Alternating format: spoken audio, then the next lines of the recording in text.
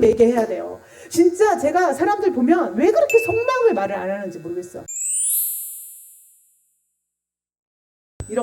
이런 갑작스러운 상황을 하나님은 주세요. 가끔 이걸 통해서 하나님은 또 치유를 주세요. 회복을 주세요. 여러분도 가끔 고통 가운데 있다면 회복과 치유의 기회가 있다는 것을 믿으시기 바랍니다. 그렇다면 여러분들은 복된 사람들입니다. 창세기 42장 21절에서 23절 함께 읽어보겠습니다. 자, 요셉이 이들을 다 가두기로 했다가 지금 한 사람만 가두기로 결정을 바꿔요. 생각해보니까 다 가둬놓고 싶지. 솔직히 요셉 입장에서 얼마나 진짜 짜증나겠어. 나를 그렇게 다 팔아 넘겼는데. 유다에 의해서 그때 구덩이에 던져서 유다도 얘를 살리려고 구덩이에 던진 거예요. 죽이려고 했어요, 처음에는 형들이. 근데 이제 시몬이라는 인물을 우리가 여기서는 제가 많이는 안 들어오겠는데, 시몬 형제들을 하나씩 보면 시몬이라는 형제는 레아의 둘째 아들이에요. 레아의 둘째 아들인데 루벤은 좀 착했던 것 같아요, 처자들은. 근데 이 시몬이 굉장히 이렇게 좀 뭔가 주동해서 형제들을 끌어가는 이런 위치였기 때문에 아마 요셉을 저거 죽여버리자, 이것도 시몬이 시작하지 않았을까 추론합니다. 왜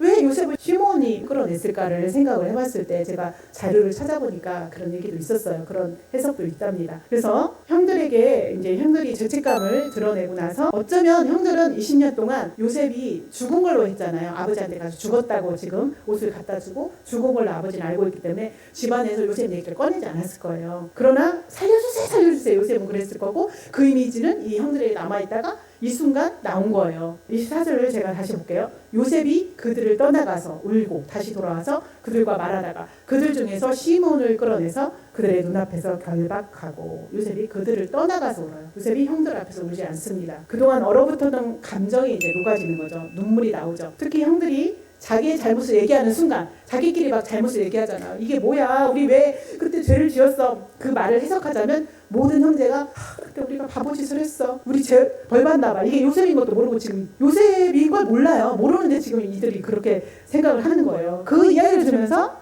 요셉은 사실 알았어요. 아, 형들이 회개하는구나. 그 마음을 듣는 순간 요셉의 마음이 녹았어요. 요셉의 마음이 녹았고 순간 눈물이 나온 거예요. 잘못을 뉘우치는 형들의 속마음을 들어버렸어요. 요셉이. 속마음을 좀 얘기해야 돼요. 진짜 제가 사람들 보면 왜 그렇게 속마음을 말을 안 하는지 모르겠어. 속마음, 자기의 속마음.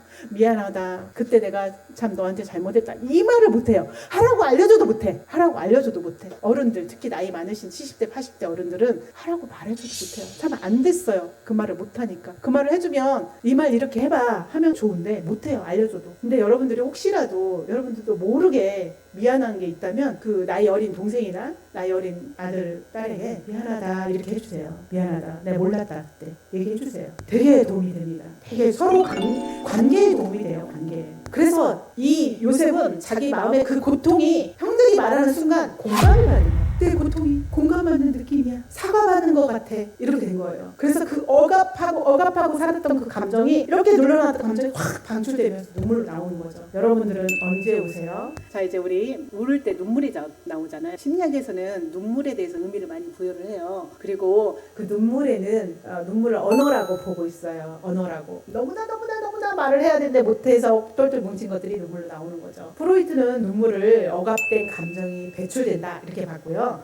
애착 이론에서는 눈물은 안전한 환경에서만 나올 수 있다. 아무 데서나 나올 수는 없잖아요. 쉽게 말해서 안전한 대상이 앞에 있을 때 울 수 있다. 가끔 부모님들은 아이가 울면, 특히 아들이 울면, 야, 사내 새끼가 왜 울어?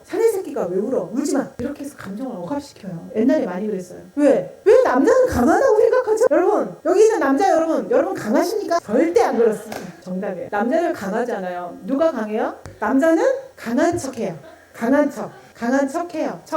척만 하는 거예요. 그런데 사람들은 남자가 강하다고 생각을 해요. 그래서 자꾸 넌 강하니까 울지 마, 넌 사내 자식이니까 울지 마, 이렇게 해요. 그래서 남자들이 감정 물어보면 기분 나빠요. 감정 물어보면 되게 싫어요. 남자들. 되게 대답하기 어렵거든요. 울을 때 울게 놔둬야 됩니다. 아이가 울면 못 울게 하지 말고 그런 말을 하더라고요. 내가 울면 사내 새끼 왜 울어? 제가 그랬다는 거예요. 네, 여러분한테 말한 거 제가 한 거예요. 제가 그랬다는 거예요. 네, 저에게도 이제 그 남존 여비에서 자랐기 때문에 저도 이제 산에는 울면 안 된다. 그렇게 저도 이제 저도 모르게 내향적인 애들이 있으면 더 얘기해. 자꾸 이렇게 해야 더 달려들어. 더 말대답해라고 말을 해줘야 돼요. 그래야 세상을 이기고 살아요. 말대답하면 큰일 난다. 이런 가정 규칙 별로 좋지 않습니다. 네, 그래서 울어야 합니다. 울어야 감정이 정화됩니다. 울어야. 생물학적으로 봐도 눈물은 스트레스 호르몬을 낮춰요. 무엇보다도 울 수 있는 존재라는 걸 누가 만들었어요? 맞습니다. 하나님 만든 걸 거부하지 마세요. 하나님이 준 걸 거부하지 마세요. 우리는 울 수 있는 존재라는 거예요. 울 수 있어요. 근데 왜 안 울어? 울어야지. 남자들 특히 우세요. 좀 제발. 그냥 우세요. 네, 남자들 우세요. 자기 배우자 앞에서 우세요. 연인 앞에서 울지 마세요. 찔찔해 보여. 근데 결혼을 하면 울어도 돼요. 우세요.